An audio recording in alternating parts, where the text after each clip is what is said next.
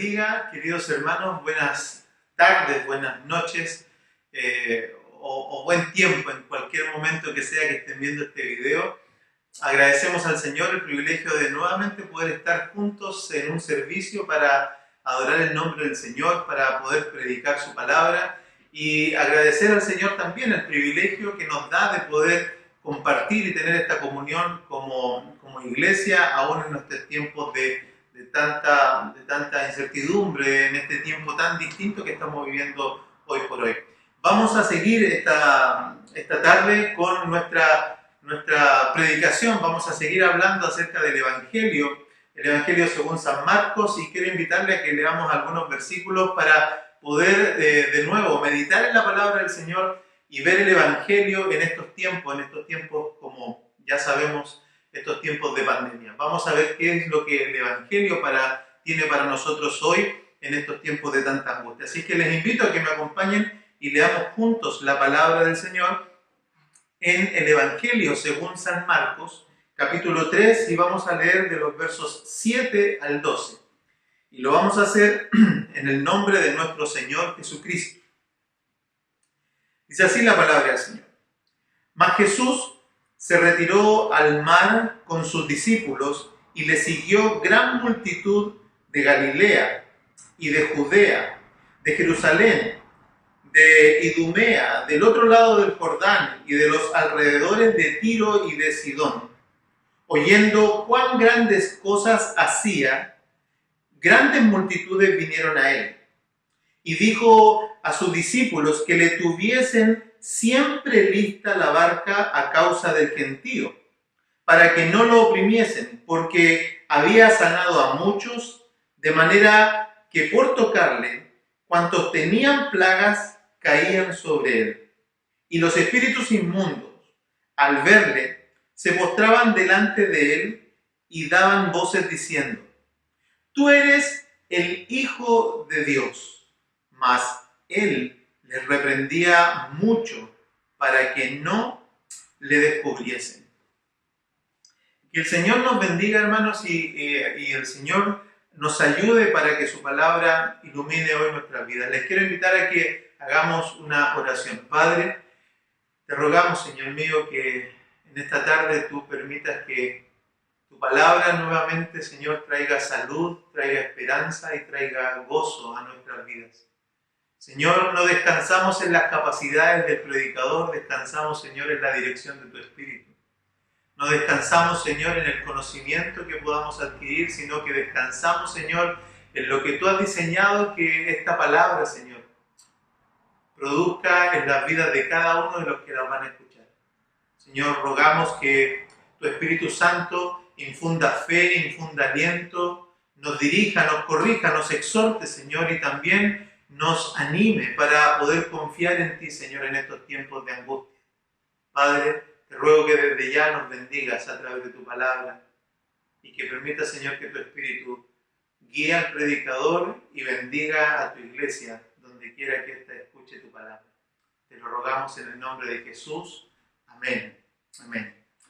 Como ya estamos en estas semanas, ¿no es cierto?, y en estos días que hemos estado hablando acerca del Evangelio de Marcos, y ya estamos en el capítulo 3, vamos avanzando muy de a poco en el Evangelio, tratando de reflexionar, tratando de encontrar en él, para este tiempo y para todos nosotros los que estamos viviendo este tiempo de pandemia aquí en Chile, y que estamos viviendo este tiempo, ¿no es cierto?, donde hemos tenido que separarnos como iglesia y no poder congregarnos. Queremos encontrar consuelo, queremos encontrar ánimo, queremos encontrar fortaleza en el Evangelio de Jesús. Y la verdad es que es desafiante sostener la predicación del Evangelio consecutivamente en estos tiempos, cuando vemos que el Evangelio precisamente es predicado para traer esperanza. Lo que a veces nos mueve es el deseo de poder insistir en buscar aquellos elementos en el Evangelio, en la palabra del Señor, en la Biblia, versículos que nos ayuden a infundir fe.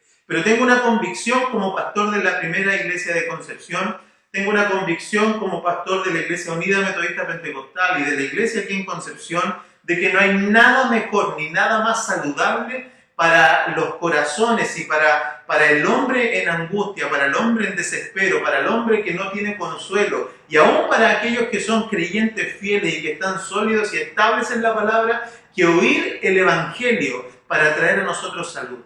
Esta es la razón por la que estamos predicando el Evangelio de Marcos y seguimos predicando el Evangelio de Marcos de manera consecutiva, porque no tengo duda de que cuando Dios nos llamó a este ministerio de la predicación, no tenemos duda de cuando Dios nos ha cruzado con la idea de hablar del Evangelio de Marcos, Él diseñó en su eternidad que nosotros pudiéramos encontrar consuelo y salud en toda la palabra del Señor. Así es que elegir pasajes o tratar de seguir, ¿no es cierto?, de alguna manera la tendencia de querer buscar cuáles versículos pudieran traer mayor gozo a nuestras vidas, es algo que no queremos hacer y es algo que esperamos que pueda ser de alguna manera confirmado por el Señor al predicar el Evangelio de manera como está escrita. La Escritura dice que es inspirada por Dios y que toda ella es útil para nosotros los hombres. Y creo que dentro de ella no hay nada más útil entonces que reflexionar y pensar en la vida de Jesús para nosotros poder encontrar consuelo. Es así como estamos viendo ahora algún pasaje que pudiera parecer, ¿no es cierto?, un pasaje que es un pasaje que no tiene mucha relevancia y creo que es una de las primeras veces que lo voy a predicar y una de las primeras veces también que lo voy a escuchar predicado por mí mismo, porque ¿quién alguna vez ha escuchado de este pasaje, ¿no es cierto?, acerca de Jesús en la orilla del mar? Este corto pasaje que son desde el versículo 7 al versículo 12 del Evangelio de Marcos, que el Evangelio de Marcos ya es un evangelio reducido, ¿cierto? Es un evangelio incisivo, es un evangelio práctico, rápido, que va moviéndose de escena en escena. Y encontramos entonces esta escena de Jesús retirándose, ¿no es cierto?, a la orilla del mar con sus discípulos y viendo una gran cantidad de gente acercarse a él.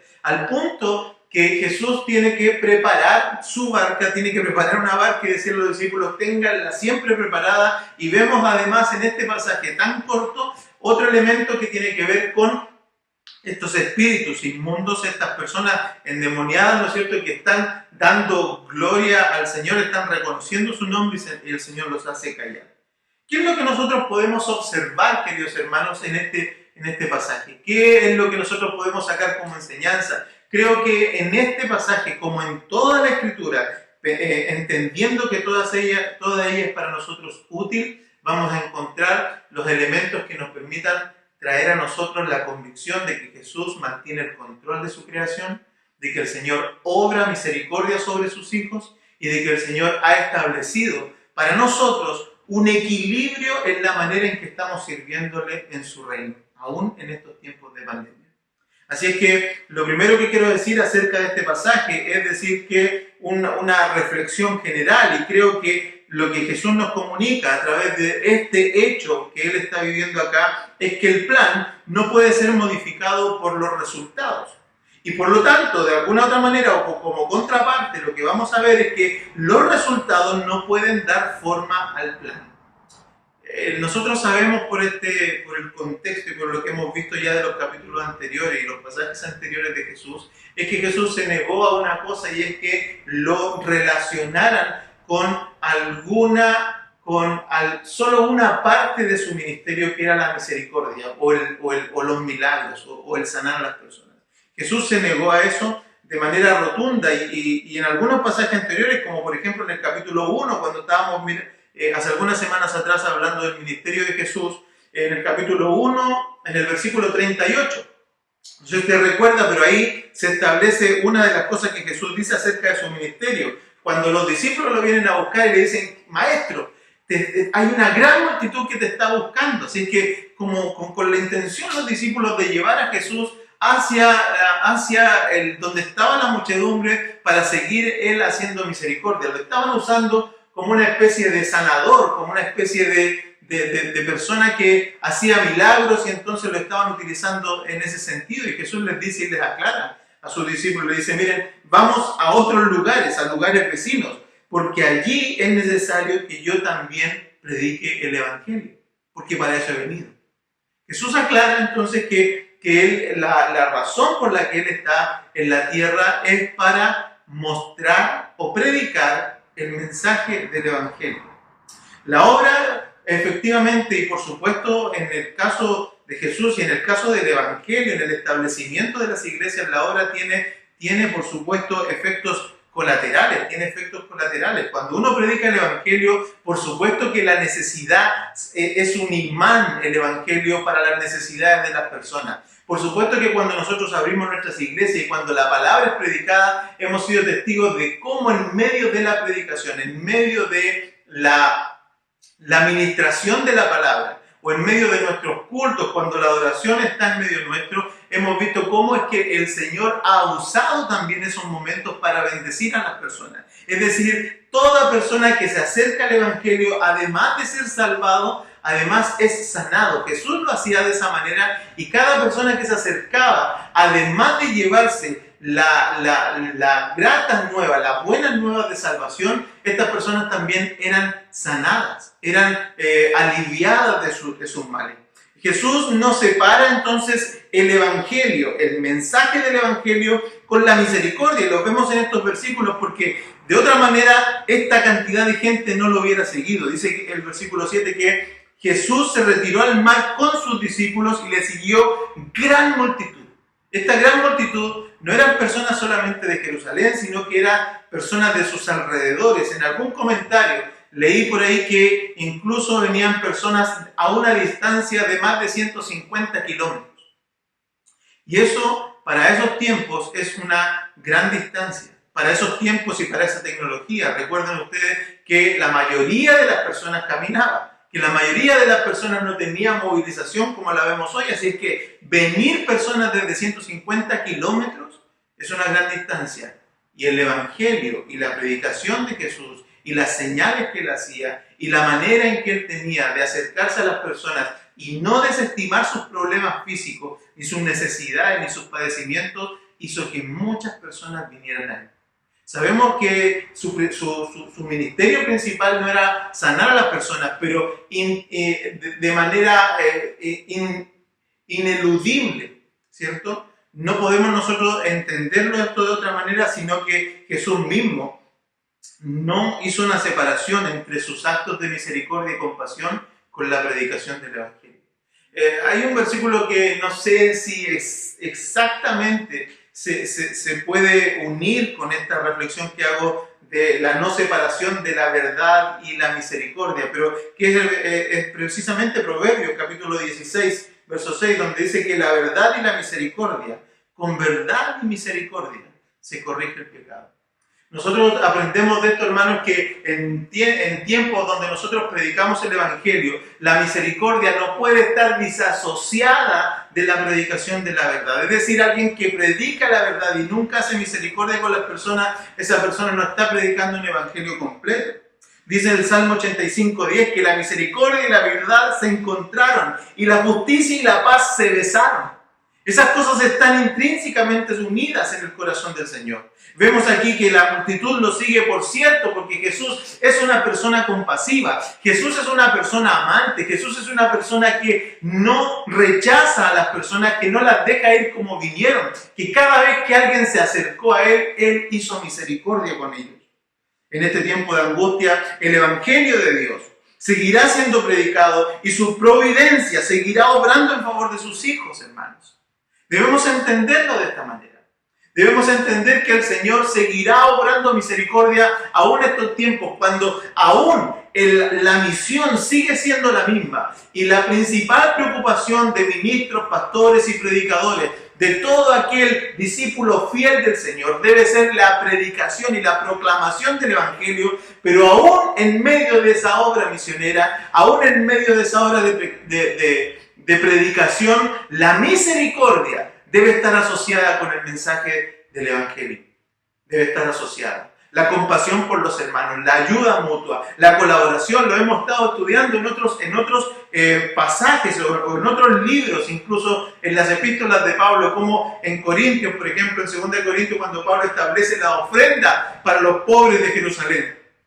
Él estaba predicando la verdad, pero la verdad no lo desasociaba de la necesidad de las personas. Cuando en Gálatas estamos estudiando también en la escuela dominical, cuando se le encarga a Pablo que predique el evangelio que está predicando, pero que no desatienda a los pobres. Porque es la misma idea. Jesús ha establecido, el evangelio ha establecido que la verdad y la misericordia sean dos cosas que van de la mano. Entonces, la obra del ministerio para Jesús incluso tuvo efectos colaterales, y los efectos que vemos son estos: de que mucha gente lo seguía, mucha gente quería estar con él, mucha gente necesitaba, y Jesús a muchos sanó.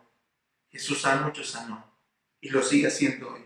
Hoy esta mañana leía los mensajes de gratitud de una de nuestras hermanas. Por supuesto, el Señor ha hecho misericordia y el Señor sigue haciendo misericordia, y lo estamos viendo cómo el Señor, por su providencia, no por méritos humanos, pero por su providencia, está librando a las familias de la iglesia. Por su amor y misericordia, por su solo afecto, está librándonos todavía de ser contagiados, de padecer enfermedades, y está librando a nuestros hermanos. Así es que no podemos nosotros entenderlo esto de otra manera. Negar que la misericordia y la verdad están juntas en la predicación del evangelio es negar la vida misma de Jesús. Y aquí lo estamos viendo.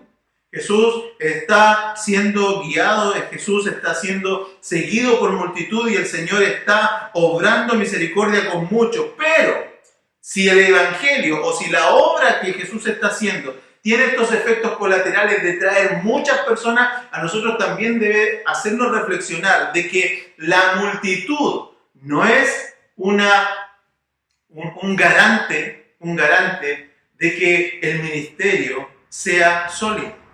La multitud, y aquí hay dos extremos, ¿no es cierto? Uno podría pensar de que la multitud o la cantidad de personas que llegan, ¿no es cierto?, a nuestras iglesias es el garante de que lo estamos haciendo bien. A veces las personas vienen turbadas. Recuerde usted que Jesús, aquí tenemos a personas que lo siguen en multitudes, pero cuando termina el ministerio de Jesús, termina solo, con muy pocas personas. ¿Por qué? Porque no todos entienden el mensaje del evangelio, no todos entienden el significado de la misión, no todos van a comprender el evangelio como debieran hacerlo, y muchos de ellos van a querer las partes bonitas del evangelio y no van a querer los sacrificios. Así es que la cantidad de personas no debe cegarnos, y a Jesús no lo hizo. Jesús no se cegó por la cantidad de personas que lo seguían. Es más, en algunos minutos Él estuvo dispuesto a apartarse de las multitudes. Y esto debe enseñarnos a nosotros, hermanos, que aún quizás en este tiempo, cuando veamos que personas se van a llegar a la iglesia, debemos, más que tratar de simplemente sanar sus dolencias, debemos mostrarles el amor y el evangelio de Jesucristo. Porque la necesidad mayor va a seguir siendo la salvación por sobre la salud. La necesidad mayor de estas personas va a seguir siendo el que ellos vuelvan al conocimiento del Señor, que entreguen sus vidas a Cristo y que puedan ser salvos de algo que es peor que simplemente las tragedias humanas.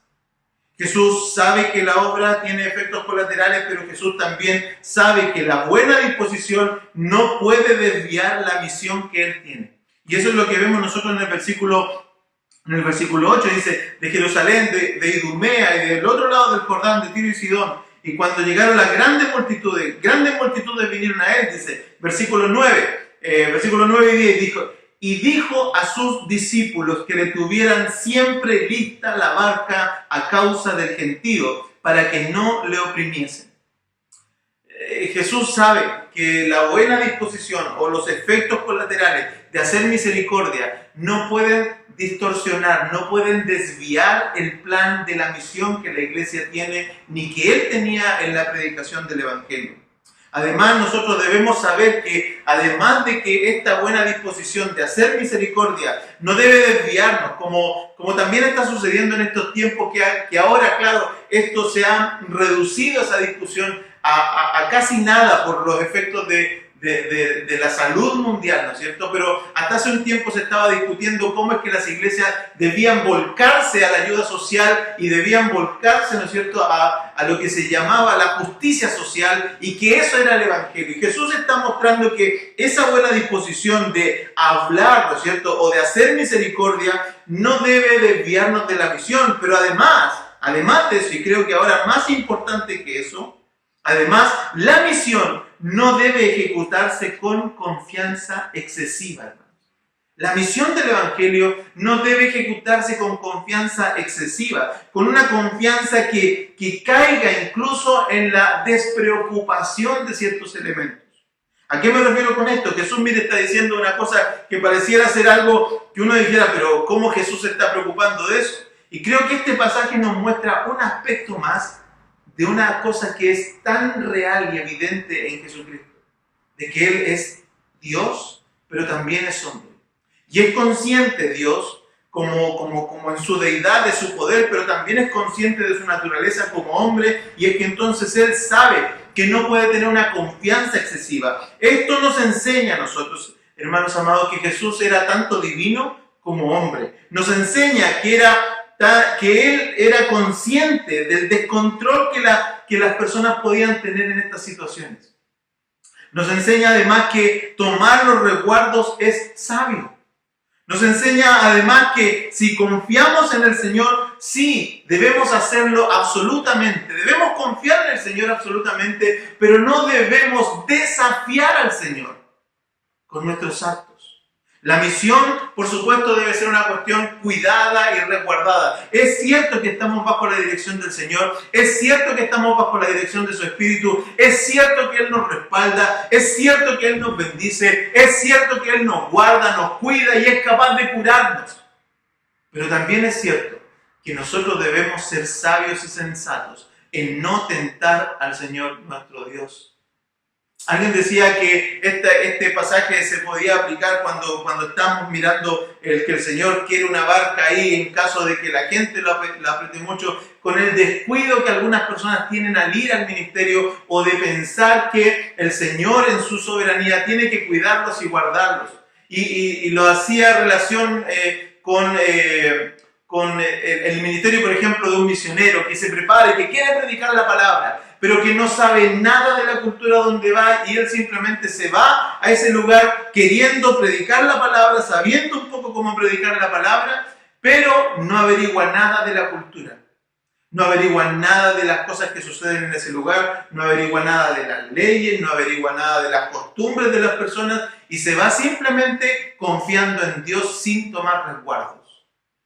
Estas personas a veces cometen el error de ser descuidados, no solamente confiados en Dios, sino que además de eso, ser descuidados. Nosotros no estamos llamados a eso. En este tiempo, esta enseñanza práctica de la barquilla que Jesús tiene ahí como backup, como respaldo, ¿no es cierto?, que tiene ahí como un elemento de seguridad personal, debe enseñarnos a nosotros que la misión de la iglesia no está por sobre la seguridad de los misioneros. La predicación del Evangelio, por supuesto que estamos expuestos y nosotros no nos vamos a tratar de librar del sufrimiento, pero no vamos a tentar a Dios en nuestro sufrimiento. Hoy en este tiempo estamos siendo guardados. Hoy en este tiempo estoy predicando a una iglesia vacía. Hoy en este tiempo ni siquiera he tenido, ¿no es cierto?, la consideración de invitar a algunos hermanos para sentirme acompañado. ¿Cuál es la razón? La razón es que no confiamos en el Señor. La razón es que no creemos que Dios nos puede librar. La razón será que tenemos falta o ausencia de fe. Más bien creo que la razón es prudencia. Más bien creo que la razón es obediencia. Más bien creo que la razón es precisamente lo contrario. Es sujeción a la voluntad de Dios para este tiempo. Dios ha querido que en este tiempo sus iglesias estén vacías. Dios ha querido en este tiempo que la iglesia no pueda congregarse. Dios ha permitido que en este tiempo nosotros estemos en nuestros hogares. Gloria a Dios por lo que Dios ha permitido. Gloria a Dios por lo que Dios está haciendo. Gloria a Dios por la obediencia de su iglesia. Hermanos amados, nosotros debemos comprender que todo lo que hizo Jesús lo hizo para enseñarnos cosas, para mostrarnos cosas. Y este es un elemento práctico del cual nosotros debemos aprender. La buena disposición del Evangelio, la predicación del Evangelio, no debe llevarnos a nosotros a caer en desaciertos de excesos de confianza. Hace unos días estuve mirando atrás unos videos que alguien me comentó acerca de una persona, un pastor que estaba llamando a las personas a salir a la calle a predicar. Yo la verdad es que vi ese mensaje, vi ese video, y hermanos queridos, Creo que a veces la intención de las personas es tergiversada también por los medios de comunicación. Yo entiendo eso. Pero en este caso, creo que hacer un llamado como eso es de total insensatez. No solamente porque es insensato hacerlo en un tiempo donde todo el mundo está guardándose, donde empresas enteras están trabajando de sus casas, donde todo el mundo está tratando de aislarse para evitar el contagio. Aunque el contagio, aunque todas estas cosas sean un mecanismo, ¿no es cierto?, o sean una manera en que está siendo utilizada comunicacionalmente en nuestra contra, o todas estas ideas o estos pensamientos que hay respecto a cómo hay una manipulación abundante, aunque fuera así, lo sensato para nosotros es aceptar la voluntad de Dios, aceptar su soberanía, entender que Dios está actuando soberanamente y que aunque este sea un tiempo doloroso para la iglesia, debemos aceptarlo así. Estamos siendo sensatos, estamos siendo cautos, estamos guardándonos y guardando a nuestros ancianos, estamos guardando a nuestras familias, estamos cuidando de nuestros niños, estamos cuidando de nuestras familias y de todos aquellos que están de alguna manera también trabajando. Con nuestro quedarnos en casa estamos ayudando incluso a aquellos que están trabajando arduamente por tratar de detener esto. Y si la razón que se diera en contra sería la falta de fe de nosotros como iglesia, creo que debemos aceptar esa calumnia, debemos aceptar esa crítica, debemos aceptar, digamos, esa injuria, porque finalmente Jesús también la aceptó. A Jesús le dijeron cosas como que él obraba en nombre de Belcebú y él simplemente no se defendió. Así es que si a nosotros se nos acusa de ausencia de fe, eso creo que es un mal menor frente a una realidad, y es que la voluntad de Dios, la soberanía de Dios, el pensamiento de Dios más excelso que el nuestro ha determinado que en este tiempo nosotros actuemos con prudencia, hermano, y lo que nos toca es ser obedientes a la voluntad de Dios. ¿Amamos la soberanía de Dios? Por supuesto. Pero debemos amarla y también obedecerla. Así es que el versículo, este versículo que es tan simple, nos enseña una verdad tan profunda. Y finalmente, en esta reflexión corta que hoy quiero hacer con ustedes de este mensaje del Evangelio, es que los versos 11 y 12 nos muestran otra realidad. Una cosa que también nos ayudará a comprender cómo Dios puede bendecir nuestras vidas en este tiempo de pandemia, en este tiempo de incertidumbre, respecto de nuestra actitud como predicadores o como discípulos del Señor, en nuestros hogares, con nuestras familias y con todo aquel que nos ve actuar alrededor nuestro. Porque si hay algo que la iglesia seguirá siendo y debe seguir siendo, es luz. Yo lo decía y alguna vez aquí, estando congregados, sin saber de esta pandemia, lo decíamos, iglesia amada. ¿Recuerdan? Decíamos que la iglesia es iglesia cuando está reunida o cuando está dispersa. Así es que hay algo que la iglesia debe seguir haciendo en este tiempo, y es dar luz. Es dar luz cuando estamos dispersos en nuestros hogares, cuando estamos reunidos como familias, cuando estamos de alguna manera no teniendo la posibilidad de estar todos juntos aquí. Debemos seguir siendo luz. Y eso es lo que creo que nos va a ayudar a entender estos últimos versículos de este corto pasaje. Dice que, y quiero encabezarlo de esta manera: no toda alabanza o reconocimiento es recibido como ofrenda ante Dios. Y es que el hecho de que los versículos nos muestran que además en medio de esta multitud de personas, en medio de todo este tumulto de gente que lo único que quiere ahora es ser sanado por el Señor y le importa poco incluso la seguridad. Mire, me devuelvo un poquito, permítanme por favor este comentario. La gente se descontrola tanto que en este caso ni siquiera el Señor sentía seguridad de su propia integridad física por el descontrol de la gente. Pero en medio de esta muchedumbre también había otras cosas, habían otras personas, y estaban estos espíritus inmundos que al verle se postraban delante de él y daban voces diciendo: tú eres el Hijo de Dios. Mas Jesús los reprendió duramente, y mucho, dice la Escritura, para que no le descubriesen. Y es que en medio de la multitud están estas personas, y creo que el Señor probablemente más tarde el Evangelio nos ayuda a comprenderlo de otra manera, cuando Santiago, que probablemente estaba aquí en medio de esto, dice ahora él en la epístola de Santiago, dice en el capítulo 2, verso 19, dice: ¿tú crees que Dios es uno? Bien haces. ¿Tú crees que Dios es uno? Bien haces. Pero considera esto, también los demonios creen y tiemblan.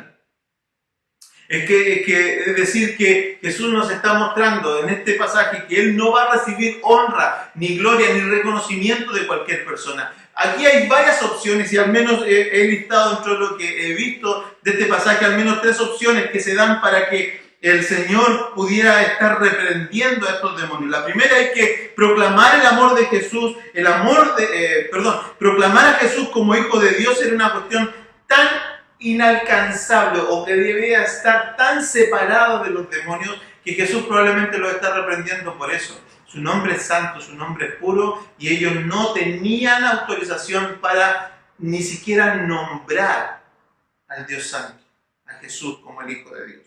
La proclamación del Hijo de Dios no es simplemente como lo decimos nosotros hoy día, que usted, o cuando miramos a alguien le decimos: usted es Hijo de Dios. No es esa proclamación. Es más bien la proclamación del Hijo de Dios como el unigénito. Es decir, como aquel que no tiene igual, como es que es el único, es que no hay otro como Él, que no hay otra persona ni en esencia que sea igual a Él. No está diciendo como lo decimos nosotros cuando nos hablamos entre hermanos y nos decimos: tú eres un hijo de Dios, o yo soy un hijo de Dios. No es así. Sino que la proclamación de Jesús en este caso es como el reconocimiento como el unigénito de Dios. Y eso era un nombre demasiado alto para estos demonios. La segunda opción, ¿cierto?, que podríamos ver es que la hora de Jesús todavía de proclamar su ministerio público no había llegado.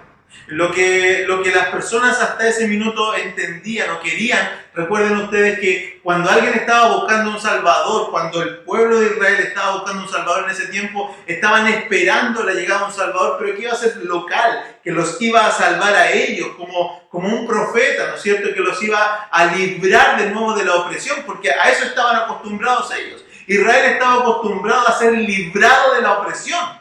Desde Egipto, el éxodo, la entrada a la tierra prometida, el exilio, la liberación del exilio, la vuelta a la tierra prometida, y ahora, después de los 400 años de silencio, nuevamente la opresión de otro pueblo, del pueblo romano, del imperio romano. Entonces estaban acostumbrados a que la liberación mesiánica para ellos era la liberación de la aflicción de los pueblos que los tenían oprimidos. Y Jesús no viene ahora a librarnos simplemente de la opresión de una nación, sino que viene a librarnos de la opresión del pecado, de la opresión de la muerte eterna.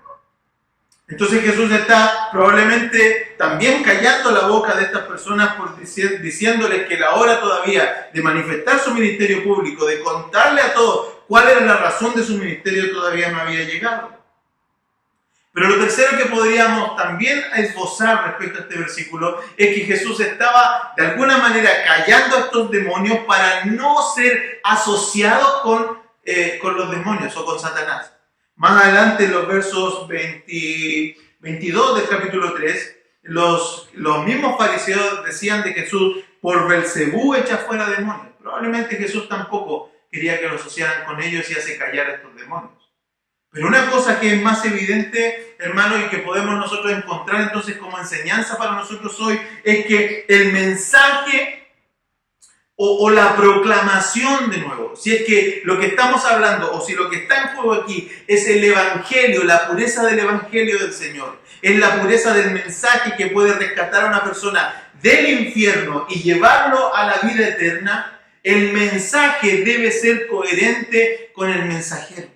El mensaje debe ser coherente con aquel que lo proclama, hermanos. El mensaje debe ser coherente en todo tiempo. La proclamación del evangelio debe ser coherente con la persona o con la herramienta que está usándose para la proclamación del evangelio.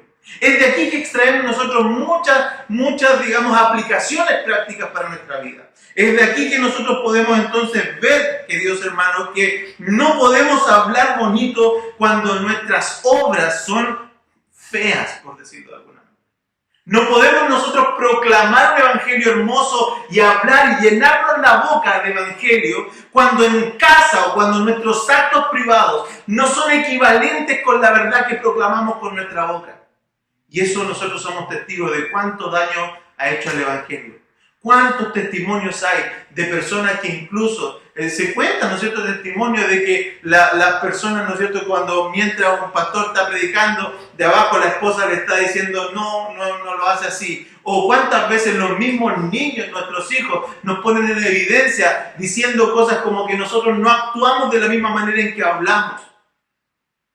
Porque el evangelio a veces sale por nuestras bocas de una manera, pero se expresa de maneras totalmente distintas en nuestros actos.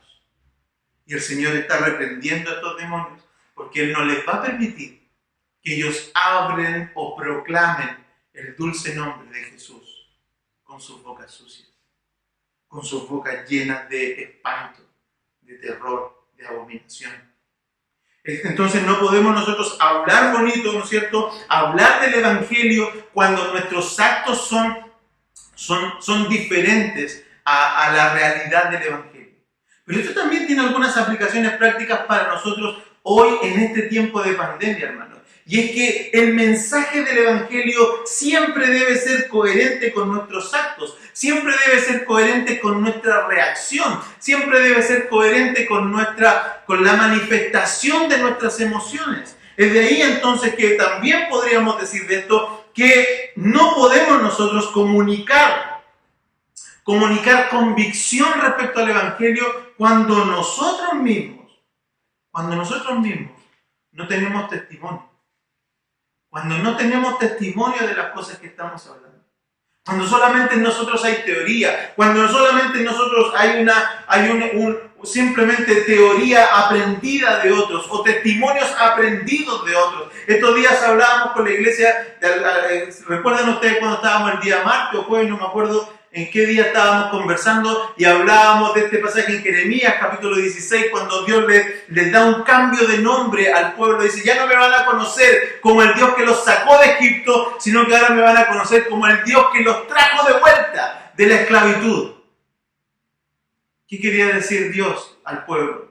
Que era necesario que ellos lo conocieran en función de la experiencia que Él les estaba haciendo vivir. Que era necesario que lo conocieran en función de lo que ellos estaban viviendo en relación con su Dios. Y de la misma manera, si nosotros hoy día comunicamos el Evangelio, debemos asegurarnos, hermanos, de que estamos comunicando el Evangelio y nuestra expresión corporal, nuestros actos deben estar relacionados con lo que hablamos. ¿Hablamos de un Dios de amor? Debemos actuar en amor. Pero, ¿hablamos de un Dios que es soberano? Debemos actuar de esa manera, hermano. ¿Qué hay en tu corazón? ¿Estás angustiado? ¿Estás, digamos, de alguna manera te está consumiendo la incertidumbre? Hermano, tienes un Dios de tu lado que es soberano y absoluto. Compórtate como Dios quiere que nos comportemos. Dios quiere que tú sepas, que traigas convicción a tu vida de que Él es soberano y que puede guardarnos en medio de este tiempo. Pero imagínate el testimonio que damos. Si estamos predicando de un Dios soberano, pero salimos corriendo porque la angustia nos está embargando. No podemos hablar con convicción cuando no tenemos apoyo en nuestro testimonio. De la misma manera, no podemos hablar con seguridad cuando luego mostramos falta de dominio o descontrol. Y con esto quiero terminar. Hace algunos días estábamos hablando con nuestros hijos en la casa estábamos mirando algunos proverbios, Proverbios 16:32, y mirábamos este proverbio cuando decía que mejor es el que tarda en airarse que el fuerte, y el que se enseñorea de su espíritu que el que toma una ciudad. Es mejor, le decíamos a los niños, aquel que tarda en airarse, aquel que se controla, aquel que sabe dominar su espíritu, es mejor que el que tiene fuerza para tomar una ciudad entera. ¿Qué quiere decir esto, hermanos?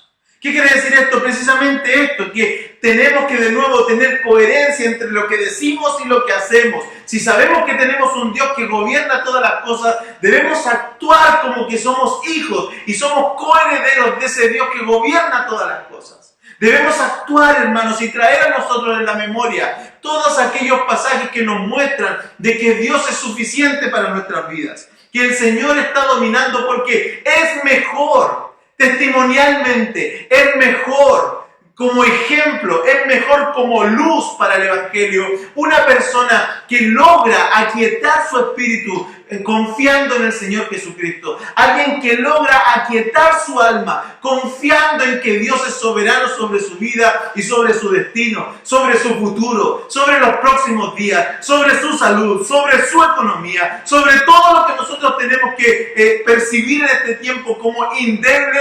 Debemos considerar de que Dios está en control de todas aquellas cosas.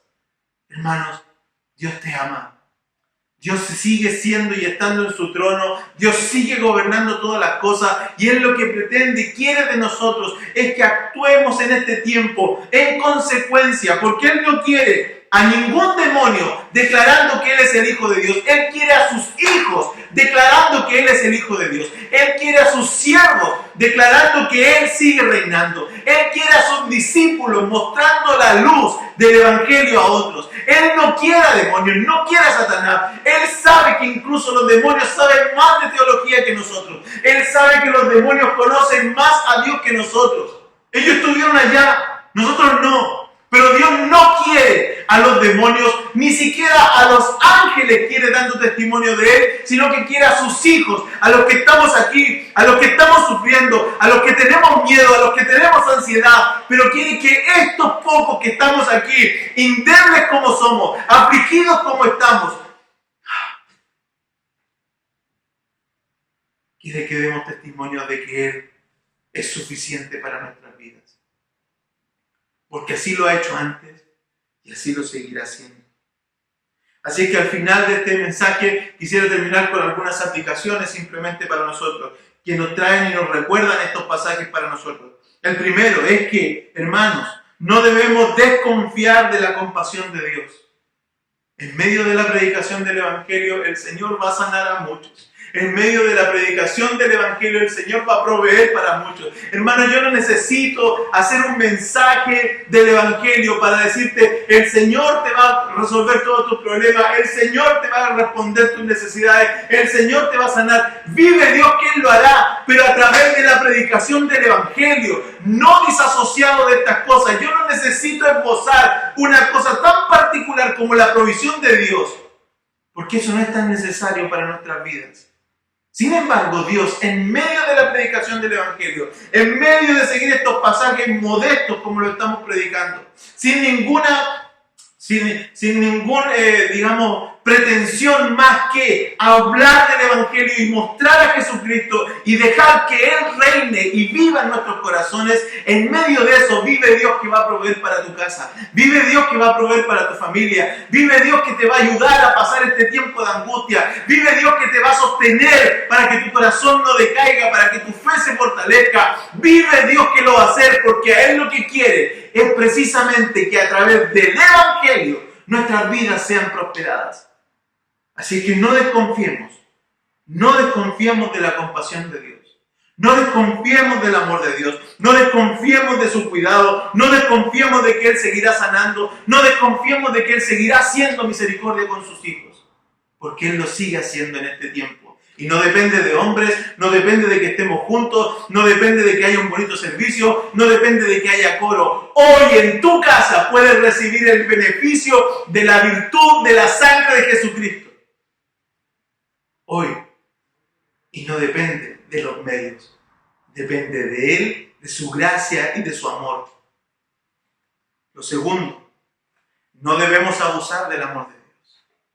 Si no debemos desconfiar del amor de Dios, lo segundo es que no debemos abusar del amor de Dios y debemos tomar los resguardos necesarios. Confía en Dios, pero no desafíes a Dios. Hermano, aquí hago alusión a lo que en todas partes se dice hoy día. #quédate en casa. Sé obediente. Toma los resguardos. Cuida de tu familia. cuida tu trabajo. Si estás trabajando desde casa, no seas negligente, trabaja. Si tu empresa decidió que iban a trabajar desde casa y te están pagando un sueldo, no abuses de esa confianza, trabaja, porque eso es lo que te mandaron a hacer, hermano. Confiar en Dios no significa abusar de lo que Dios da. No significa abusar de los privilegios, no significa abusar de los beneficios. No somos de los que andamos por ahí tentando a Dios, somos de los que obedecemos humildemente al Señor. Así es que una cosa es, no debemos desconfiar de su compasión, pero no debemos abusar tampoco de su amor y debemos tomar los resguardos necesarios. Toma precauciones. Y lo último, seamos siervos fieles. Seamos siervos fieles y equilibrados, coherentes entre el mensaje y nuestras acciones. Seamos siervos fieles, coherentes entre el mensaje y nuestras acciones. Él nos sostendrá. Él cuidará de nosotros. Él cuidará de nosotros y no depende de nuestra fidelidad, depende de Él. Así es que esa es una razón para nosotros ser fieles. ¿Por qué ser fieles? No porque por la fidelidad tuya el Señor vaya a hacer algo, sino que indistintamente eso, podemos hacer lo que el Señor nos pide porque no depende de nuestra fidelidad. No sé si me explico. Es algo glorioso, es un misterio hermoso de actuar en fidelidad con Dios, de aquietar nuestro espíritu, porque no depende de nosotros. Entonces yo puedo caminar confiado, porque no depende de mí. Puedes confiar en el Señor. Él no va a fallar. Como cantamos cuando estamos en la iglesia. No depende de nosotros. Así es que debemos confiar en que obedecer a Dios, guardarnos para Él, a ser obedientes al Evangelio y arrepentirnos de nuestros pecados es lo mejor que nosotros podemos hacer. Hermanos, te repito las 3 cosas que creo que este pasaje nos enseña. La primera, no debes desconfiar de la compasión de Dios, porque mientras Dios obra, sana. Mientras Dios trabaja, también hace misericordia. No debemos abusar del amor de Dios, debemos tomar los resguardos necesarios. Confía en Dios, pero no lo desafíes. Y lo último, seamos siervos fieles, equilibrados y coherentes. Si tenemos a un Dios de paz, actuemos en paz. Si tenemos a un Dios de misericordia, actuemos con misericordia. Pero si tenemos un Dios soberano, por favor, actúa como quien tiene a un Dios soberano. Actúa confiado. Actúa sabiendo que Él nos va a sostener. Hermano amado, espero que el Señor nos bendiga, espero que el Señor siga afirmando su palabra en nuestros corazones y te invito a que en este acto de estar confiando en el Señor tú experimentes el Evangelio, lo experimentes también en tu vida. Si hay alguien en esta tarde, si hay alguien que estas palabras le están llamando la atención, le invito a que pueda buscar del Señor, le invito a que pueda arrepentirse de sus pecados, le invito a que pueda considerar que Jesús está haciendo un llamado a todos los hombres a través de este tiempo para que se vuelvan a Él, pero de esta manera, sabiendo que solamente la fe y la gracia de Jesucristo son suficientes para salvar tu vida. Que el Señor te bendiga y te guarde.